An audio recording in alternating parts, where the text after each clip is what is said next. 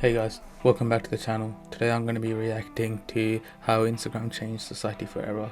But before we get started, make sure you smash the like button for the YouTube algorithm, and yeah, please consider subscribing because why not? Let's get started. Instagram is destroying society, but Instagram used to be a great site. It was founded by a man who rejected employment at 3 of the biggest tech firms, Twitter, Facebook, and Google, I feel like because instead the founder wants to make a positive right? change on the internet. His app's algorithms and ads would be hand-selected by him and only his tiny team, which is why Instagram rejected data harvesting. They rejected the toxic aspects of social media to create something healthy, something that would revolutionize photo sharing and photography. By doing this, Instagram amassed 10 million users in just 10 months of its launch. But then something changed. Instagram turned into everything it sought to destroy, becoming widely regarded as the worst social media site for our mental health, with 400 million Instagram users now feeling unattractive, leading to the term Instagram reality going mainstream. And of course, this has resulted in skyrocketing levels of depression, anxiety, and eating disorders, with Instagram even admitting that the app is, quote, harmful for a sizable percentage of teens. All of this, and yet Instagram is now planning to release a version of the app for children under the age of 13. So what's behind the change in the app? What made Instagram that so... shouldn't happen.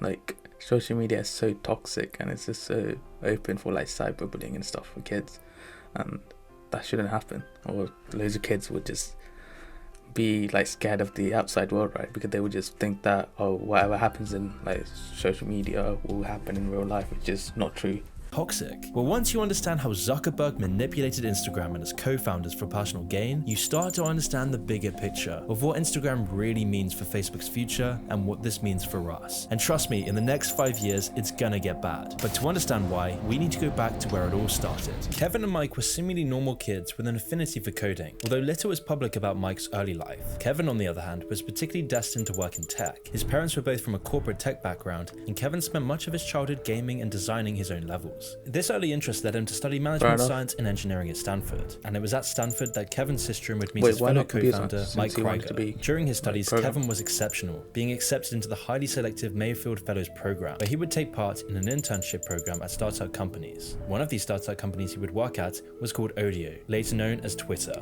However, Kevin Systrom would only leave after a few months, but not until he made essential connections with Twitter's founders. It was these sorts of newfound connections in Silicon Valley that also meant he would cross paths with Mark Zuckerberg. He was actually offered a job at Facebook, but declined the offer to instead study photography in Italy, which, to make clear, meant that Kevin Systrom had narrowly avoided jobs at 2 of the biggest tech companies. He had no idea on the missed potential, and instead of making billions, he would cash his chips in on studying photography instead, something that would actually surprisingly pay dividends later on. And over the next few years, Kevin would work for a few different tech companies. He even spent some time working at Google, but his passion still lay in building something of his own. To many, it would seem like Kevin had missed the boat, turning down 3 separate dream jobs.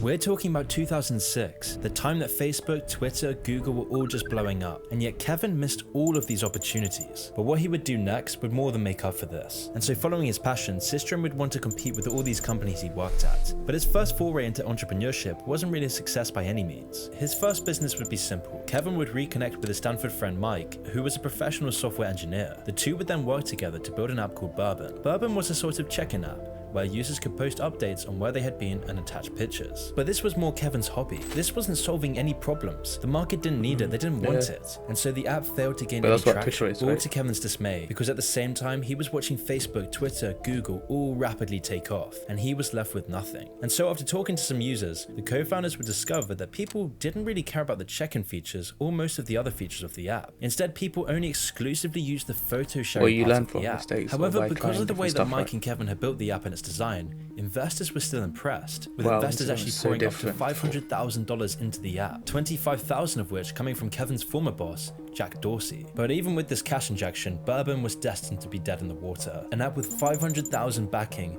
only had 100 users, with most of the users only preferring the photo sharing technology anyway. Kevin was faced with a crisis. What was next for the company? If this failed, he would lose all his reputation and the connections that came with it. He would be an embarrassment. All the opportunities he missed for this, the founders were now faced with a very hard choice. Should they preserve their current idea or throw it all away and start again from scratch? Considering the fact that pretty much no one's heard of Bourbon, it should be obvious what route they went down. But on this next venture, they would learn from their mistakes. Instead of trying to find a use for the current technology itself, they would instead find a problem that needed to be solved first. And so the pair worked on what Bourbon did best, the mobile photo sharing. At the time, the current way that people were sharing photos online was just full of finding problems. the main gap one in the being market, that uploading right? a photo would just take ages. And so the founders would solve this problem by beginning the process much earlier than other apps. Instead of starting the upload process as the last step, Instagram would instead start uploading the photo much sooner, which would lead to much quicker upload times. However, the biggest problem they would solve was that mobile pictures just didn't look very good. So the founders would come up with multiple solutions for this. First, they shrank the photos down to a much smaller square resolution, making photos look good on any phone, meaning photos on Instagram just seemed way more focused. This even helped with the upload problem. Smaller photos meant smaller files, which meant quicker uploads. However, Kevin and Mike's other solution for the poor quality problem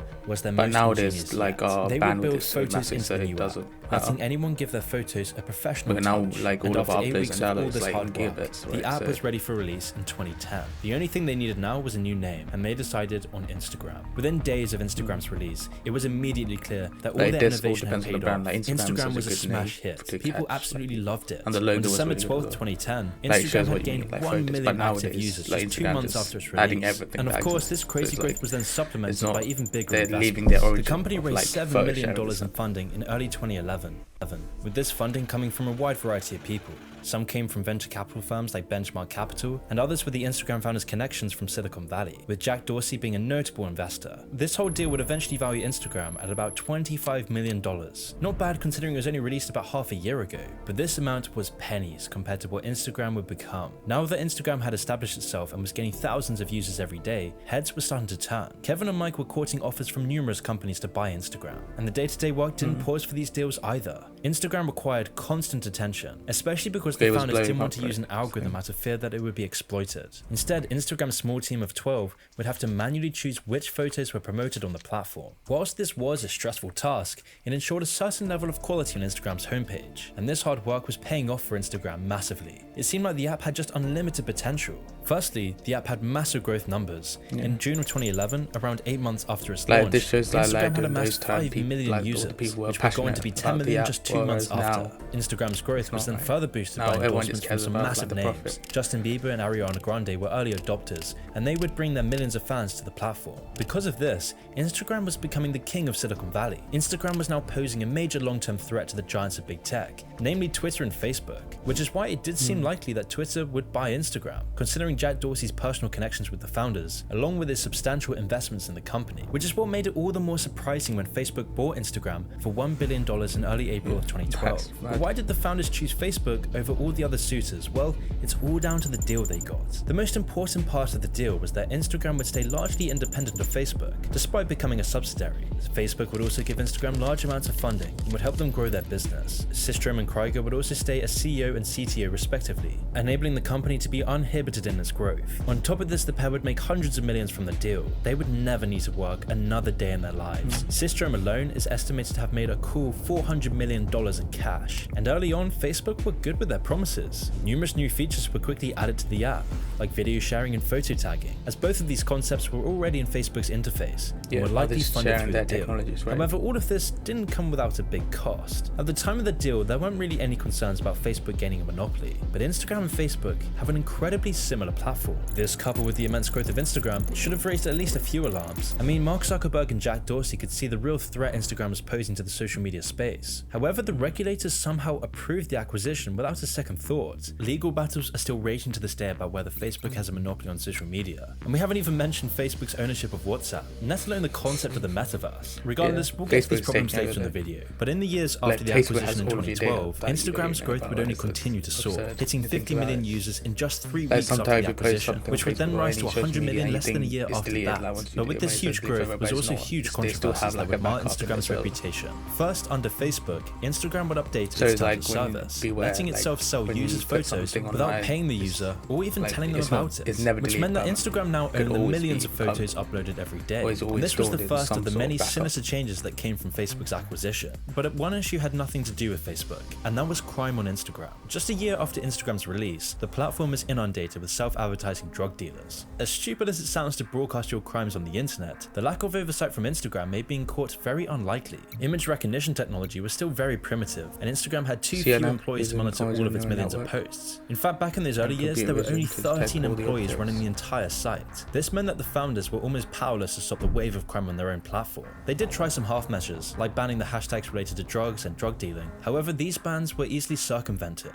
The criminals just made new hashtags instead. Another problem that the founders were facing was that these criminals' posts would often pop up in users' recommended feeds. And as these drug posts were often targeted towards teens, young people's feeds were always the worst affected. When asked about this in 2013, an Instagram spokesperson stated that, quote, "People can't buy things on Instagram. We are simply a place where people share photos and videos. And because of this attitude, nothing's changed. The consequences of this were then documented in a Vice documentary from 2021, which detailed how money launderers fish for victims through Instagram with posts advertising fast and easy money. Once desperate people take the criminals' money, they are often manipulated into riskier and riskier schemes, which often results in the victims going to prison, or worse, being caught by other criminals. Because when the banks do catch on and freeze the money, the victims often end up owing thousands to organized criminal groups. There's been a flurry of articles written just this year describing how easy it is to find these schemes. The Watchdog Tech Transparency Group reports that drug hashtags are recommended to users as young as 13 years old. In testing, they found that one new teen account they made only needed 2 taps to find an account advertising Xanax and fentanyl. Although this is a long-term problem that's affected Instagram since its inception. But these sorts of problems would never stop its growth, and after the Facebook deal was closed, Instagram did seem to be in safe hands, which was true at first. Instagram had near full autonomy to develop into a social media giant, with the founders being free to do as they want with the platform. However, this of course wouldn't be the case forever.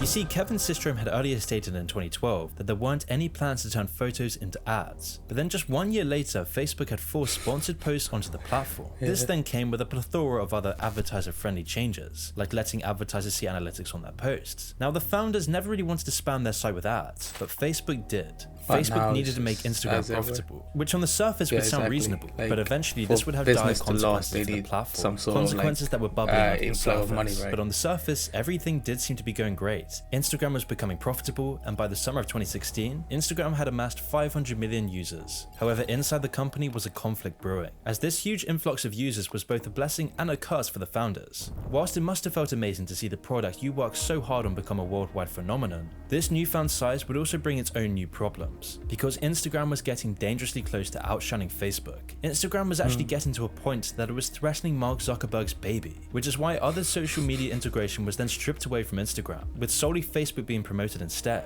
And in the following years, Facebook would continue to undermine Instagram's independence, with Zuckerberg forcing the founders to put more advertising on the platform, even though this was something the founders completely disagreed with, because until now, Instagram had only allowed specific brands to advertise on the platform. This highly creative choice of adverts was user-friendly and in keeping with Instagram's brand. However, Facebook's system was much more profitable, which allowed the highest bidder to place whatever ads they wanted on the website, which would inevitably lead to lots of ugly, flashy adverts that would plague the platform, not to mention compromising Facebook's algorithms. For the founders, this was unacceptable. It completely conflicted with Instagram's focus on minimalism and quality, and this was just one of the many problems that were now bubbling away underneath the surface. Civil war was brewing. Instagram's culture has slowly been morphing into a parody of itself. I mean, filters were built into the app from its inception, and they're still a huge part of making your photos better looking. However, it's also becoming very common for people to enhance their photos in other less honest ways. Photoshopping was and still is everywhere on the platform. In fact, it's become so widespread that the term Instagram reality is very widely used nowadays. There's even a subreddit dedicated to exposing it going by the same name,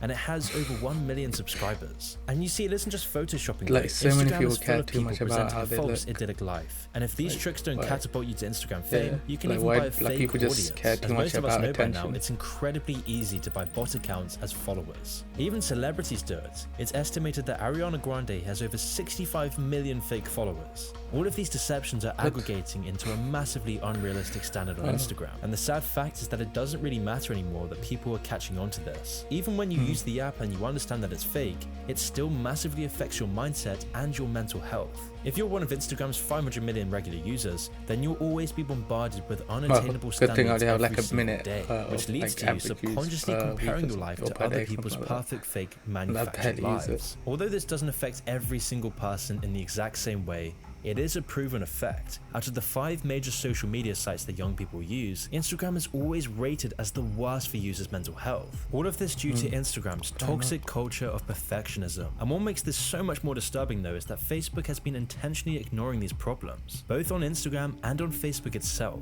For example, in late 2021, an internal presentation for Instagram and Facebook employees was leaked. The contents of this presentation and its implications were shocking. The presentation doesn't just show that Instagram is harmful to young people, but also that Facebook has done detailed research on its effects. One of the most damning statements it makes is, quote, "Instagram is harmful for a sizable percentage of teens, particularly teenage girls." This was then backed up by graphs and figures which show just how deep this problem goes. 40% of teens found that Instagram made them feel unattractive, and nearly 30% of UK teens said that Instagram made them feel inadequate. The presentation also stated that teens know the awful effects that Instagram has, but felt compelled to use it anyway, all because of Facebook's advanced addictive algorithms, trapping its users in a vicious cycle where you end up searching for the next dopamine hit, where you start to feel left out and inadequate, only then to keep chasing the dopamine to get rid of this pain, chasing to see that you're not missing out today, that you might finally be doing better than others. And just like that, you're trapped in a virtual hamster wheel, and you didn't even realize it.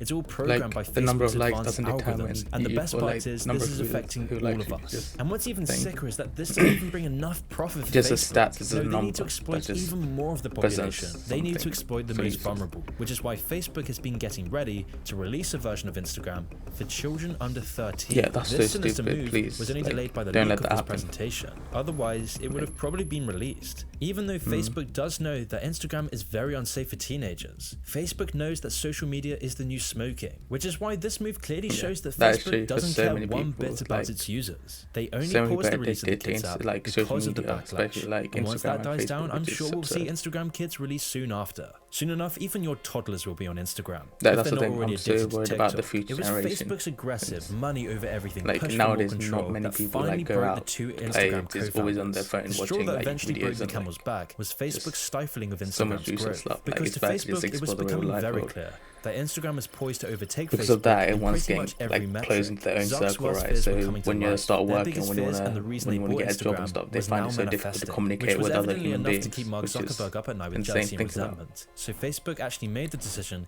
to limit the amount of new employees that Instagram could hire, all because they didn't want to hurt Zuck's dying baby. This would then put a massive damper on the company's growth. It simply wouldn't be possible for Instagram to accommodate new users with a small team of staff, which in some ways is actually a good thing. But for Instagram's internal team, this meant that they were always constantly overworked. This and all the other changes that Facebook was doing to the company led to the resignation of both the co-founders. It was never publicly stated why Kevin and Mike chose to leave Instagram. Because, However, like, leaked documents it showed just that ruined it, Systrom right? suspected that Zuckerberg was intentionally making his life miserable to try and push him out, all because Zuck wanted full control of Instagram. He didn't want Systrom running the company anymore. This was his plan all along. And so when the pair abruptly left the company, it was the final nail in Instagram's independence. Their unique vision for the company had been the key to its success. Like, And now whilst their it's so departure left worse. the Instagram team aimless, this wouldn't last for very long. Facebook and Zuckerberg were quick to consolidate their control of the app. It soon became clear that Instagram was to become a mere extension of Facebook. As if to rub salt in the wound, Instagram was even rebranded into Instagram from Facebook. With Facebook's takeover of Instagram completed, there would of course be immediate consequences. Firstly, Facebook moved Instagram completely onto their ad model. This would then open the floodgates to data collection and data harvesting, causing Instagram to be filled to the brim with adverts. And these adverts would be fueled on Instagram's new data collection model. Like which nowadays, leads I us see onto the more second ads change than that Facebook was quick to posts make, from my and this friends was to or posts from my apply their connections, which uniquely is awful data collection insane. policy to Instagram. By doing this, it would only take 1 year after the founders left for Facebook to land in hot water for the treatment of their user data,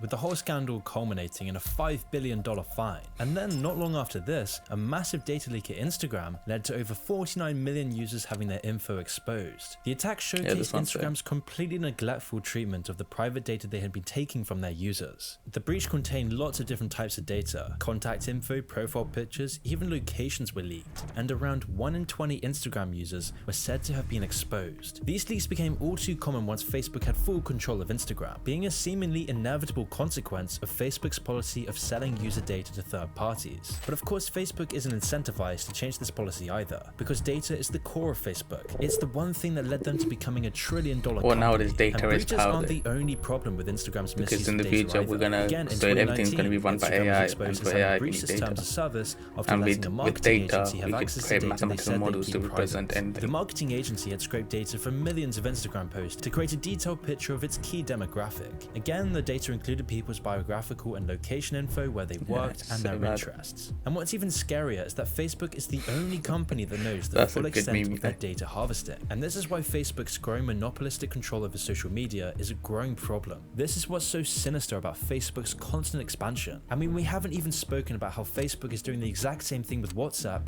as it did with Instagram. And let's keep in mind that by Facebook's constant control, it now has 3.5 billion users on all its platforms. No one has this much global control. This is unprecedented. This is something that emperors and kings across Like the world history have population always is like 8 wanted. billion, So and how it's is three, Facebook gaining and so they have much 3.5. control? No, Well, it's because nearly Facebook half addicts its users to the the world's platform. population is It's in addicting their hand. society to their services. I mean, naturally, Facebook wants its users to engage as much as possible with the Assuming content that on all their of them are sites. real And it users, turns out but that people we know are that mostly not. engaged There with are things bots, that so- spark negative emotions rather than positive ones. This means that Facebook is incentivized to promote content that sows division between people. This is why we've become so divided in society, Yeah, all of which that's was the thing. confirmed by ex-Facebook employee Frances Horgan. However, even darker is that Facebook isn't just content with their dominance over social media. They're not stopping until they have the whole online world in their grasp. This is why Facebook this has is what I'm saying. rebranded to Meta and is now so invested in the metaverse. With the world moving online at a faster rate Like every he day, did, like having marketed control it, over a invest whole like digital 98% universe of will his extend whole Facebook's profit control into by an Meta, order of which is- magnitude. Because not only will Facebook control your screen life, but Facebook will now have control of your entire life, your entire reality and society, which is why you can guarantee that Facebook's executives are licking their lips at the thought of further addicting the global population to their services. And considering Facebook's hyperfixation on profits, it shows that they know that this is the future, where everyone's not only looking at their screens, but living in an actual universe run which by is Facebook, insane. controlled by Zuck himself. Because right now, Facebook's control over people is big, but it could soon become effectively unlimited. Facebook's plan right now is to extend their control way past anything we've ever seen before, and I'm starting to see this creep around. When I go on the tube in the London Underground, I'm now starting to see ads for the metaverse, which is why Instagram may just end up as a stepping stone on the path to Facebook's ever-increasing hold on society. I'm actually worried. I'm actually scared. I have a quick important what announcement Facebook to make. has. I'm sick of being demonetized on YouTube. I'm sick of censoring these videos for the YouTube algorithm. So this is going to change. Every month, I'm going to be releasing unfiltered, raw, controversial videos for YouTube members. Videos about the darkest corners of the internet, TikTok, the CIA, China, Rothschilds, and Mr. Robot's series review. And by the end of the month / early August, I'll be releasing a video on Ted Kaczynski, otherwise known as the Unabomber, where we'll talk about his story, going from a mathematical prodigy to living in the wild, sending bombs in the mail, nice. and having his manifesto on the front page of the New York Let me know if you guys Times. want me to Not react only to that, that. What he mentioned is correct, and like it is insane to think about, because like that's what's happening now, right? And like we're all dependent on what the social media is saying, and it's just insane to think about. So yeah, just beware of the future. I don't know what else to say, but yeah, make sure you smash the like button for the YouTube algorithm, and please consider subscribing, because why not? See you next time. Bye.